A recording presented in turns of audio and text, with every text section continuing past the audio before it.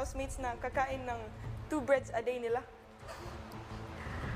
Ate, hindi ko talaga sinasadya yun. Like, ang kumuha kasi nun din minsan, si JM and si Binsoy. And minsan, hindi ko kinukuha yung bread nila kasi nga, we're homies. Sa aming tatlo, it's very normal na mag-switch kami ng bread sa isa't isa.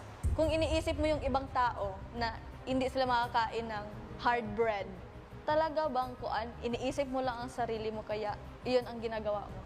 Bakit ko siya tinatanggal dun sa like tray ng bread? Kasi nung una naman, alam naman natin lahat dito na hindi patas ang lahat. When it comes to bread, lahat nawawalan. Everyday nawawalan. In my first week dito, hindi ako nakatingin ng bread. So don't you think it's also unfair for me? And sa tingin mo ba, aabot ako sa point na ganon na kailangan ko pang kunin yung bread doon sa lagayan if fair ang lahat? Hindi naman namin siya gagawin.